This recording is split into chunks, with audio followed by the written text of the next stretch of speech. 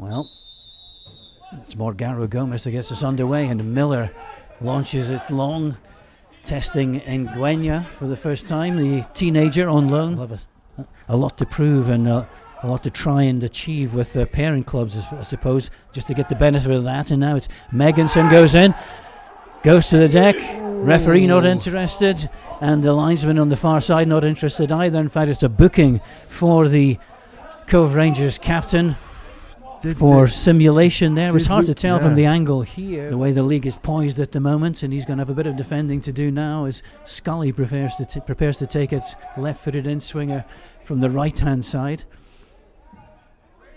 Decent enough delivery, the ball headed back across his own goal there and out for a...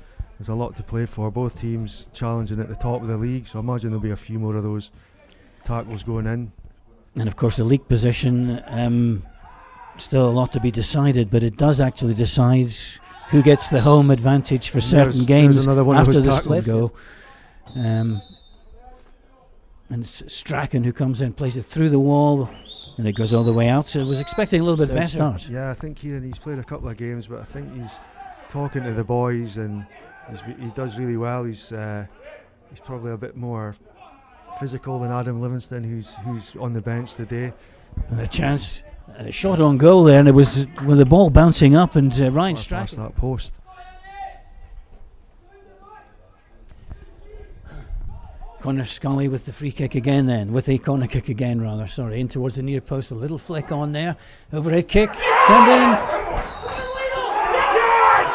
The ball is over the line, and it is Mitch Meganson who got the final touch to hook it. Never going to trouble a goalkeeper like Mackenzie with an effort like that. No, it was quite safe in the end, just a good bit over the crossbar. Opportunity for Yule again, and then well, it's hung up, but comfortable for Robbie Much in the end. Tension gets into the play at times when you see games like this. Yeah, I still don't think it's settled down yet, Scott. It's still a wee bit fiery and passes going astray. Morrison with Nguenya for company, but he does manage to get the ball in again. Intelligent bit of play, made a bit of space for himself, got it in left-footed. Skinned him and put a great cross in, so he's obviously got that threat in him. Corner, good delivery, free header, but so a comfortable take in the end for the goalkeeper. But that was, it was poor marking in the penalty area from a Cove point of view. And you really feel that it should have been dealt with a little bit better by McClelland. It was a free header, but he couldn't get the right direction on it to trouble the goalkeeper. I mean, from a Falkirk point of view, that was a great chance. He's standing there, no one marking him, so he was disappointed he didn't get a better connection on that. It's a dangerous ball from Meganson that picks out Yule. Yule across the face of the goal, and McAllister got in there.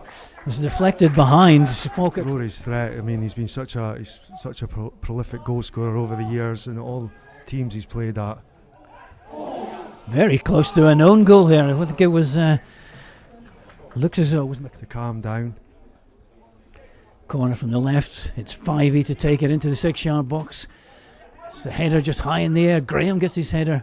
It's on target, but it's just really a looped up header that's comfortable for the goalkeeper to take. Morrison has stayed forward looking for the quick counter attack if he can, but only gives it away to 5e though, who has Yule supporting on the right.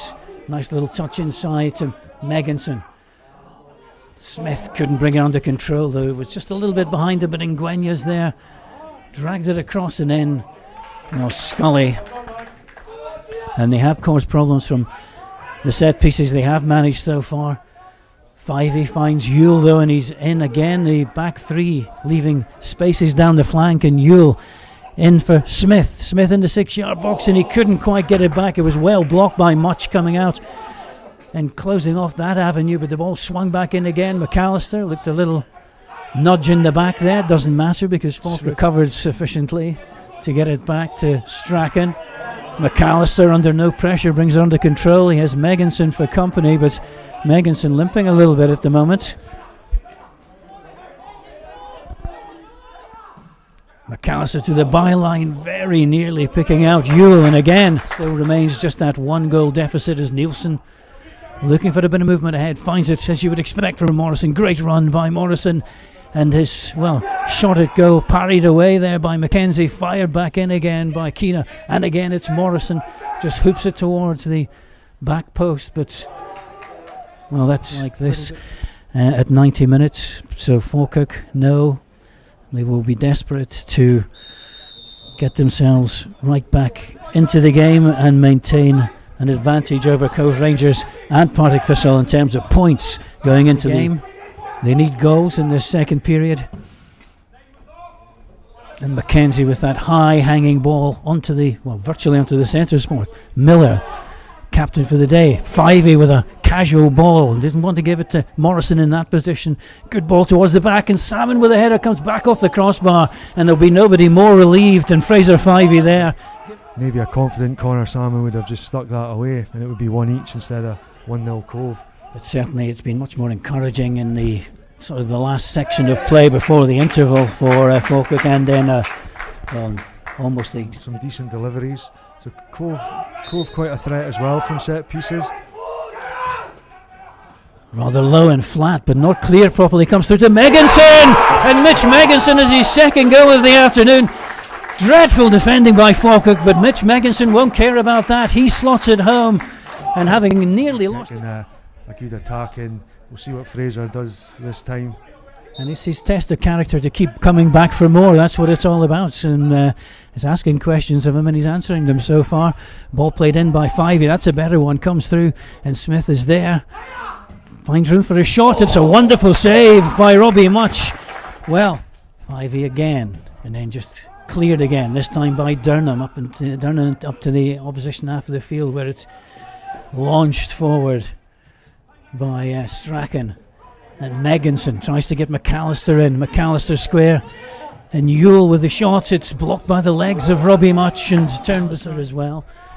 Nielsen picks it up.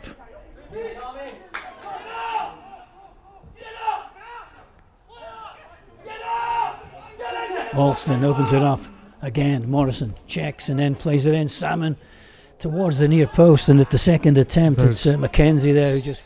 Miller with a free kick then. Gary Miller in towards the penalty spot. The goalkeeper comes out and he's knocked over. 11 goals for the season, 2 for the afternoon, and it's certainly now going to be 3 valuable points from Cove Rangers to take them level with Falkirk on 31 points. Falkirk still trying to find, though, what would surely now only be a consolation goal at this stage, as Olsen plays it into the edge of there. He gets it back and fires it in, but it's about 6 yards wide. Left foot drive there from Blair Olsen. If the full-time clubs can push on, because they do have that slight advantage that they're training every day, getting the rest. Well, it's a valuable win that's absolutely confirmed now as the referee blows the full-time whistle, and those 2 goals, 1 in 12 minutes.